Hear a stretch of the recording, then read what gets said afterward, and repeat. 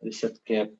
Ada riset gap itu ada dua, riset gap teoritis dan riset gap yang praktis ya, praktis. Kalau praktis itu yang udah pelaksanaan. Nah, yang di misalnya itu kan yang di contohnya skripsi itu riset gap yang praktis, saudara. Nah, kemarin yang kalau sudah baca mesti mudeng ya. Sudah baca belum? Iva sudah baca belum? Mbak Iva sudah baca? Kameranya dinyalakan ya? Belum Pak, belum, baru sekilas. Coba dinyalakan kameranya, saya nggak bisa ngeliat. Iva sudah baca? Belum Pak, baru sekilas. Saya tidak dengar suaranya.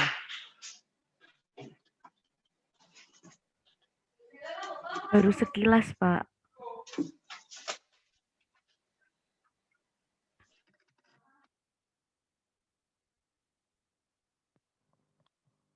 Bentar ya, bentar saya tak nguping suaranya iki apa iki.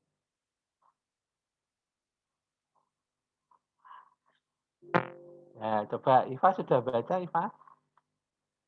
Iva sudah dengar suara saya? Dengar Pak, dengar. Ya, alhamdulillah sudah dengar. Sudah baca belum? Belum Pak, baru sekilas. Saya baru pelajari jurnal-jurnal dulu. Kamu harus baca itu. Pokoknya dalam pelajaran Metopen ini ya, ini kita harus step by step. Jadi itu mengarah ke skripsi penelitian, jadi ke skripsi. Jadi Metopen ini saya arahkan ke untuk pembuatan skripsi. Jadi nanti kalau Anda harus ikut terus ya, Anda ikut terus apa yang saya omongkan itu, apa yang saya share itu pelajari. Anda saya minta untuk belajar artikel, ya Anda baca artikel. Anda mau neliti apa? Judulmu apa? Misalnya apa? Judulmu apa nih, Ken?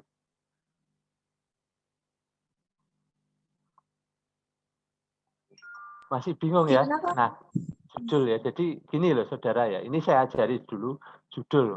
Nah, judul itu yang yang di Metopen ini itu yang saya ajarkan. Misalnya membuat judul tentang apa? Misalnya kualitas laba, umpama. Oh, fenomenanya apa? Nah, fenomenanya apa? Misalnya fenomenanya perusahaan itu setelah 1 atau 2 tahun kok tiba-tiba bangkrut padahal kualitas labanya bagus misalnya gitu. Misalnya itu fenomena. Anda hitung ya kualitas labanya berapa, tahun pertama dari 3 tahun ya, tahun pertama 2 3 itu bagus. Tapi setelah tahun berikutnya, ini misalnya saya kasih contoh ya. Nah nanti ya saudara, harapan saya skripsi Anda itu ya mengarah ke situ gitu loh, mengarah ke tentang kualitas laba. Nah, perkara nanti judulnya ditekak-tekok piye itu ditambah misalnya studi kasus di mana, itu monggo silahkan. Tapi setidaknya saya mengajarkan pada Anda ya, bagaimana membuat judul. Judul itu didapat dari mana? Dari permasalahan kan. Permasalahan apa? Kenapa kok buat teliti? Sesuatu itu kenapa buat teliti? Ya kan? Masalahnya apa? Kan gitu. Yang lain kameranya tolong dinyalakan dong. Nurul, nyalakan Nurul ya. Kuat enggak? Nah, di sini itu yang saya maksud seperti itu. Ya, jadi sudah permasalahan ada apa? Permasalahan ini layak untuk diteliti. Nah, itulah yang disebut fenomena.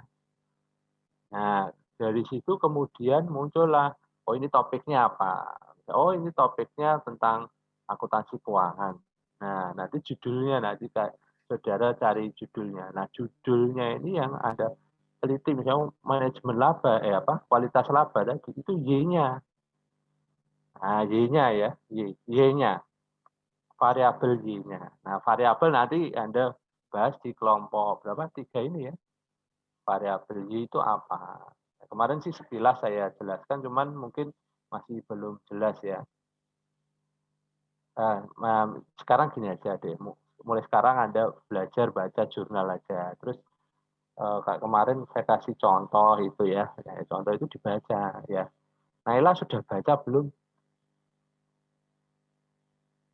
Belum semua, Pak. Masih sedikit. Judul harus mulai sekarang ya, dipikirkan judul. Kemarin sudah saya suruh tugas itu buat apa? Fenomenanya kan. Ya, kemarin tak suruh cari 5 judul. Kenapa kok 5? Ya, barangkali. Nanti yang namanya pembimbing itu kan milih salah satunya yang mana. Jadi Anda sudah siap gitu loh. Ini judul saya yang mana. Nah, itu. Ya. Jadi di sini kita latihan dulu di Metopen itu dilatihan dulu. Perkara nanti pembimbing diterima atau tidak itu urusan pembimbing ya. Nah, di Metopen ini kita latihan. Tapi harapan saya, dari latihan ini Anda sudah bisa membuat judul, sudah bisa membuat fenomenanya. Nah, itu sudah bagus itu. Syukur-syukur bisa, mau riset gap itu apa? Kemarin ya saya contohkan, ya kan? Abdul Rauf sudah, Abdul Rauf sudah punya, sudah punya judul belum? Belum. Loh, kok belum nih, Nah, sudah tak suruh nyari judul. Ya saudara, ini tolong yang aktif ya, aktif mencari judul. Ini memang ini ribet urusannya ini. Kelihatannya sederhana tapi ini menentukan ya, menentukan. Nanti kalau di Metopen ini kan latihan. Nah dari latihan tadi kalau saudara bisa, itu berarti nanti buat skripsi gampang saudara. Tidak usah cari-cari orang itu loh, di luar banyak yang bayar 1 juta, bayar 2 juta, eman uangnya gitu loh. Nah mulai sekarang Anda belajar aja, buat itu sendiri ya, proposal buat. Banyak loh, itu saya sih tahu sih ya, banyak yang mahasiswa tuh dan tak kayak gitu. Harapan saya tuh saudara nggarap diri loh. Tidak usah ndak cari data ya bener caranya gimana, ya kan? Bikin kuesioner ya yang bener gimana. Ya itu banyak yang dulu itu SKPD masuk ke SKPD minta ini dalam tempo singkat seminggu jadi, ya tidak mungkin, dan nggak masuk akal. SKPD itu agak lama. Koperasi juga bisa minta data koperasi, tahu-tahu. Nah ini saudara juga harus mulai mulai sekarang mulai cari pajak. Kemarin banyak yang nanya pajak ya, monggo silakan pajak. Tapi kalau Pak sudah terlalu banyak, yo gimana ya. Jadi kan di situ di dalam penelitian ada kebaruan. Kalau sudah terlalu banyak, ada kebaruannya di mana? Nah misalnya gitu ya, Supriyadi kemarin buat itu. Nggih, Pak. Ini lape cuma dinyalakan semua ulil albab misbahul. Ulil gimana? Ulil misbahul sudah punya judul belum? Masih cari-cari, Pak. Oh, tugasnya sudah harus diupload atau masih cari-cari Mas Ulil, Pak. Gila. Ini tugasnya tidak seperti loh. Sehari nyari itu enggak, itu bisa seminggu bisa ama itu kalau Anda cari itu. Ya, kalau benar-benar itu. Enggak langsung sehari jadi itu ya. Yo nek iso yo alhamdulillah, nek ora yo. Tapi kebanyak, saya yakin kalau sehari jadi mesti hasilnya regadakan ya ora karuan. Tapi apapun itu Anda di sini saya latih gitu loh. Saya pengen latih Anda langsung buat judul, harapan saya itu. Nah, setelah tadi ada fenomena ya, ada fenomena kan mesti masalah toh. Ya kan, masalah misalnya masalah apa misalnya kualitas apa namanya? Kualitas pelaporan keuangan. Ini ditentukan misalnya di laporan keuangan di BUMDes. Nah, di BUMDes. Nah, ini kamu cerita di BUMDes SDM-nya kurang bagus dan sebagainya. Dugaan kamu apa? Dugaan kamu kira-kira? Ya, dugaan kamu kan mesti dalam pembuatannya tidak maksimal, ya kan dugaan. Tapi kan perlu dibuktikan loh, benar apa ora? Ya kan? Nah, itulah namanya hipotesis itu seperti itu. Hanya menduga-duga. Sebelum kita meneliti, kita membuat suatu dugaan. Dugaan itu merupakan satu bentuk skeptisisme seorang peneliti. Skeptis itu tidak percaya, hati-hati, ya kan. Anda itu bener apa ora yo, tak teliti. Omongannya ini bener apa ora, tak teliti. Nah itu skeptis. Itu hipotesis. Ya, gitu ya. Nah, terus ada teori ya. Ini literatur ya. Literatur itu ya menjelaskan nanti variabel yang buat teliti itu apa. Misalnya variabel X-nya ada X1, X2, X3, X, terus ada Y. Nah, itu teori untuk X1, X2, X3 dan Y itu saudara jelaskan di literaturnya itu gitu loh. Nah, itu paham ya? Di literaturnya itu kemudian saudara mencari suatu teori apa namanya? Suatu teori besar atau istilahnya grand teori yang bisa menjelaskan antara fenomena tadi dengan apa namanya? Dugaan-dugaan yang Anda buat. Nah, itu namanya grand teori. Nah, itu ada kaitannya semua. Jadi ono tuh kaitannya dari judul, dari fenomena, kemudian judul, kemudian ada apa namanya teori, ya ada apa tadi ya? Ada teori terus dan seterusnya itu ada kaitannya semua, saudara. Jadi tidak asal muncul loh ini. Terus manfaatmu apa buat itu kan gitu kemarin. Nah, itu ada. Saudara di sini kalau mulai bingung, banyak-banyaklah membaca ini saran saya. Membaca apa? Membaca artikel satu ya. Kemudian artikel apa? Ya, pokoknya artikel yang dengan misalnya kalau kamu senang perpajakan, ya cari artikel perpajakan. Kamu baca. Kalau kamu senangnya pasar modal, baca pasar modal. Kalau kamu senang tentang audit, ya cari audit, baca audit. Kalau senang tentang manajemen laba kayak itu akuntansi keuangan itu monggo silakan cari ya cari baca sebanyak-banyaknya. Jadi ya dalam Anda membaca ya ini ada tekniknya. Anda membaca itu kalau di latar belakang kemarin saya jelaskan kan latar belakang itu ada pendahuluan ya kan ada fenomena Anda cari fenomenanya apa riset gap-nya apa kebaruannya apa sudah itu kuncinya itu belakang hasil dan sebagainya tidak usah membaca dulu ya hasil kalau Anda mau cari hasil Anda baca di abstraksinya saja abstraksinya hasilnya apa abstraksi itu ikhtisarnya itu yang atas dulu kan ada ya abstraksi itu abstrak nah itu Anda baca di situ sudah ada hasil dari penelitian ini adalah apa sudah Anda ingat situ ya nah tidak usah dibaca semua satu-satu enggak jadi artikel penelitian dan sebagainya itu kuncinya di pendahuluan itu. Makanya kenapa kok saya sampai ngasih contoh yaitu karena disitulah pentingnya gitu. Saya baca penelitian Anda itu dari situ. Baru nanti setelah itu next time pelan ke belakang.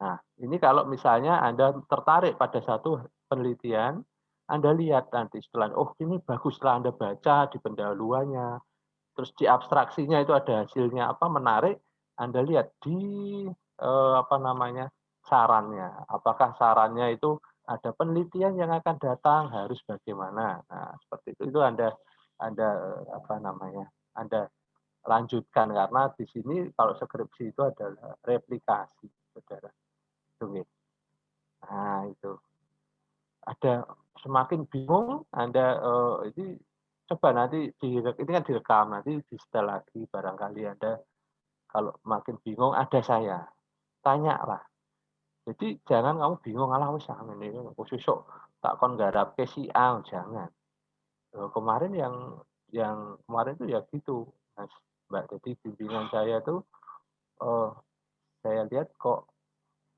kayak ogah-ogahan gitu loh nggak masuk lah inilah itulah akhirnya apa pas skripsi itu dia nggak paham ujung-ujungnya dia ndandak kayak gitu loh ndandaknya ke temannya sendiri nah kan eman-eman toh yo apa-apa nek kita belajar kelompok tanya-tanyaan biasa lah tapi yuk terus konotasinya ada sesuatu ada pembayaran dan sebagainya itu kan yo gak enak gitu loh Anda dibuat Anda nggak paham jadi kalau bisa yo belajar kelompok Anda saling share saling diskusi ya kan terus bisa menjelaskan tapi yo harapan saya nggak ada konotasi bayar-bayar tadi ya. Nah, itu banyak skripsi itu dites sampai jebule digawekno si A, si B. Yo jangan ya, kalau bisa sih jangan. Oke, itu nggih. Monggo silakan kelompok. Ada yang mau tanya sini, langsung tanya aja nggak apa-apa. Tentang tugas atau kemarin ada tugas tuh saya kasih langkah-langkah membuat proposal, itu langkahnya tok bukan proposalnya gitu loh. Langkahnya misalnya, langkahnya itu apa, proposal itu yang pertama bikin pendahuluan itu isinya apa, terus setelah itu literatur, hipotesis dan sebagainya itu loh, langkah-langkahnya itu loh. Nggak usah ngomong, wah ini harus dikasih contoh sebagainya ya.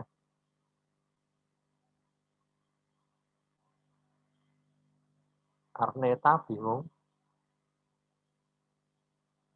Sadat mana Sadat? Nah, ini Sadat, ada pertanyaan Sadat. Judulmu apa Sadat? Silakan nanti apa ya? Nek buat judul ya nanti ya pokoknya disi-disian. Kadang disi-disian gini. Oh, nanti si A, si B sama gitu loh. Ya. Ya itu yang apa namanya? Pengalaman saya. Makanya kemarin tak suruh cari 5 itu. 5 itu contoh aja, contoh misalnya. Kayak misalnya siji ora entuk nomor loro iso. Nomor loro misalnya ada nomor telu iso kuwi. Ngono lho maksudku.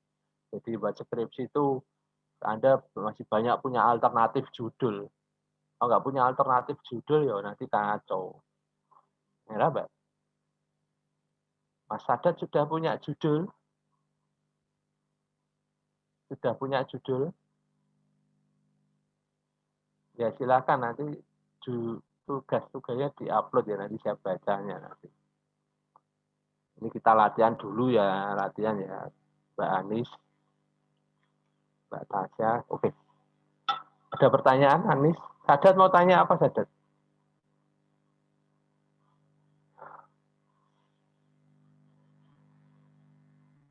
Sadat tanya apa? Sadat. Songgo Wangto ini.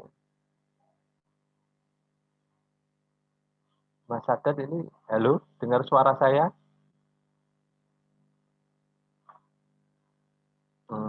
Ya oke.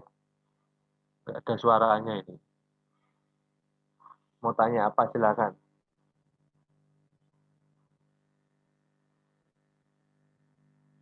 Supri tanya apa, Bri? Punya saya tidak ada suaranya, Pak. Nah, coba di apa namanya di suara itu di handphone coba dibesarkan. Mungkin itu handphonenya suaranya kecil ya. Atau di laptopnya dilihat itu suaranya. Oke, lanjut saja bab kelompok 3 ya, bahas bab 4 dan 5. Silakan. Jadi besok Sabtu jangan lupa milih pembimbing. Nah, kalau memilih bimbingan tuh cepet-cepetan ya. Nah, siapa cepat dia dapat ngono. Nah, oke, silakan.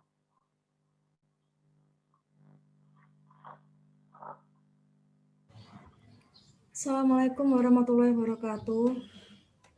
Waalaikumsalam warahmatullahi wabarakatuh. Kami dari kelompok 3 akan menjelaskan materi mengenai bab 4, tinjauan literatur kritis, dan bab 5 mengenai kerangka teoritis dan penyusunan hipotesis. Tujuan tinjauan literatur kritis. Tujuan utama melakukan studi literatur adalah menemukan variabel-variabel yang akan diteliti, membedakan hal-hal yang sudah dilakukan dan menentukan hal-hal yang perlu dilakukan, melakukan sintesa dan memperoleh perspektif baru, serta menentukan makna dan hubungan antar variabel. Bagaimana pendekatan tinjauan literatur? Langkah pertama dari tinjauan literatur melibatkan identifikasi dari berbagai materi, antara lain yaitu bersumber dari sumber data, buku teks, jurnal, disertasi, naskah yang tidak dipublikasikan, laporan, surat kabar, internet. Pencarian literatur. Dengan teknologi modern, menemukan sumber publikasi terkait topik yang diminati menjadi sangat mudah. Adapun perpustakaan yang memiliki sumber-sumber elektronik yang tersedia seperti jurnal elektronik, basis data teks penuh, basis data bibliografi, basis data abstrak. Evaluasi literatur. Beberapa kriteria untuk menilai literatur adalah: yang pertama, relevansi persoalan yang dibahas dalam artikel, buku, atau jurnal. Yang kedua, pentingnya sebuah artikel, buku, atau jurnal terkait dengan kutipan. Yang ketiga, tahun terbit dari artikel, buku, atau jurnal. Yang keempat, kualitas secara keseluruhan.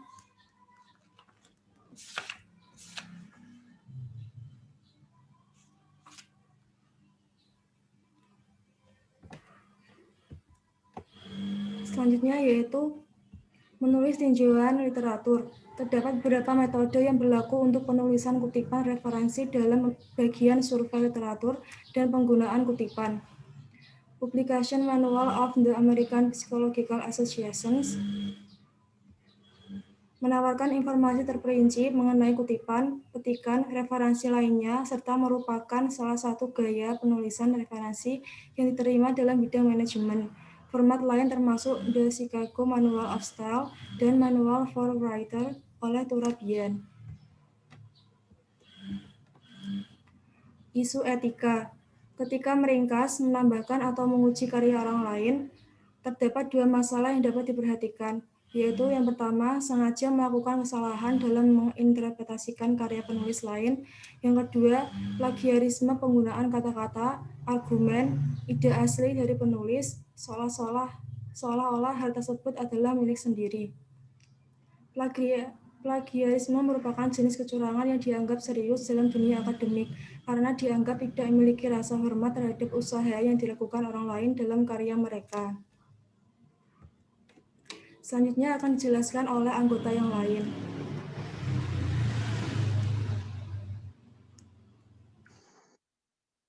Beberapa sumber online yang berguna untuk penelitian bisnis. Bisnis data online, API Information Global dan API Information.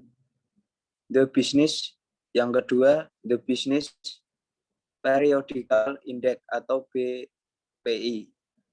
Nomor 3, produk layanan dari Dow Jones Fraction. Nomor 4, Ecolit.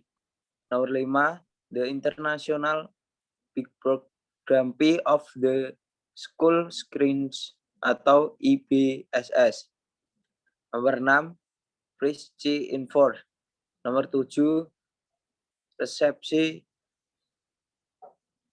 Repage atau Research Paper in Economic. Sumber informasi pada web.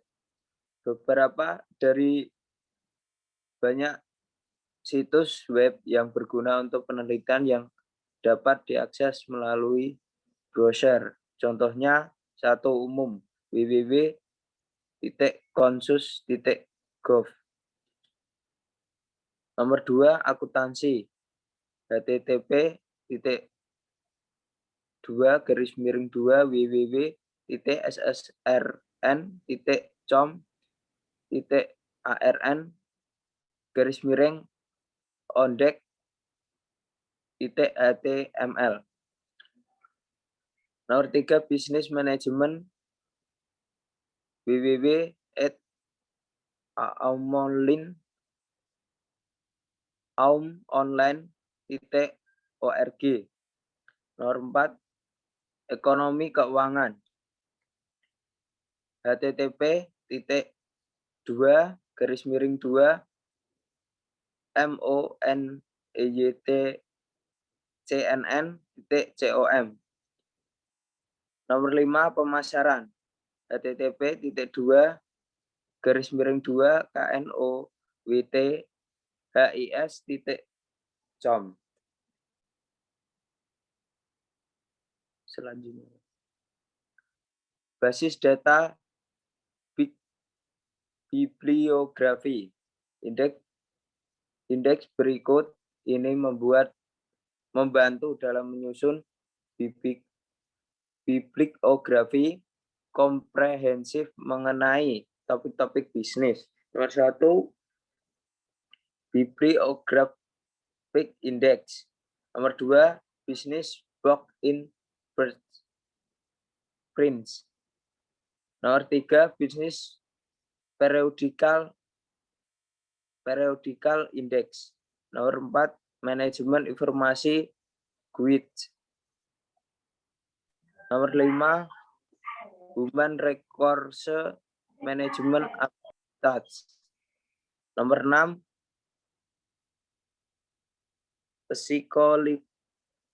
psychological upset. Nomor 7, public affairs information survey bulletin. Nomor 8, word relative abstract. Selanjutnya, Mbak. Format apa atau Amerika Psychological Exhaustion untuk penulisan referensi artikel yang relevan.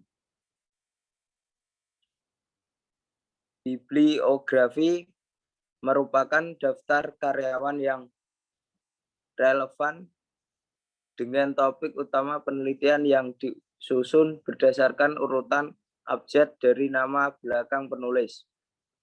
Daftar relevan merupakan bagian dari bibliografi yang mencantum rincian semua kutipan yang digunakan dalam tinjauan literatur dan bagian lain dalam makalah, disusun kembali berdasarkan urutan abjad nama belakang penulis. Cara menulis referensi yang digunakan dalam penelitian bisnis berdasarkan format yang terdapat dalam nomor 1, Publical Manual of the American Psychological Association atau APA 2019. Nomor 2, Chicago Manual of Steel 2010. Nomor 3, Turabian Steel 2017. Selanjutnya, Pak. Penulis referensi dalam bagian tinjauan literatur. Hal-hal yang diperhatikan dalam penulisan referensi. Nomor 1, dalam paragraf yang sama, Anda tidak perlu memasukkan tahun setelah kutipan panjang yang pertama. Yang kedua, apabila sebuah karyawan ditulis oleh 2 orang, selalu kutipan nama keduanya setiap kali referensi tersebut muncul di teks. Nomor 3, apabila sebuah karyawan memiliki lebih dari 2 penulis tapi kurang dari 6, kutipan semua penulis saat pertama kali relevan muncul dan selanjutnya sertakan nama belakang penulis pertama diikuti dengan DKK. 4, apabila sebuah karyawan ditulis oleh 6 orang atau lebih, kutipan saja nama belakang penulis pertama diikuti dengan nomor 5, apabila sebuah karyawan tidak memiliki nama Karya, penulis. bukan karyawan. Karya itu, Mas, bukan karyawan. Oh, iya, Pak. Apabila sebuah karya tidak memiliki nama penulis, kutipan dalam teks 2 atau 3 kata pertama dari judul artikel. Nomor 6, apabila penulis karya ditunjukkan sebagai anonim, kutiplah dalam teks kata anonim diikuti koma dan keterangan waktu atau tahun. Nomor 7, apabila penulis yang sama mempunyai beberapa karya yang dipublikasikan dalam tahun yang sama, kutiplah karya-karya yang urutan yang sama. Nomor 8, apabila lebih dari satu penulis harus dikutip dengan teks dalam teks dengan urutan abjad nama belakang penulis pertama, dan kutipan harus dipisahkan dengan titik koma. Nomor 9, komunikasi pribadi melalui surat, memo, percakapan, telepon, dan lainnya harus dikutip hanyalah teksnya saja dan tidak termasuk daftar